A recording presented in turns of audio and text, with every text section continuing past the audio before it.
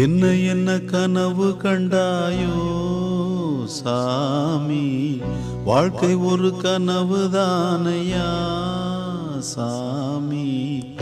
ஒன்றை உந்தன் மனம் கேட்டது, அந்த ஒன்றும் வேறு இடம் போனது. கையில் வரும் என பார்த்தது, இன்று கை நழுவியே போனது. என்ன என்ன கனவு கண்டாயோ சாமி, வாழ்க்கை ஒரு கனவுதானையா.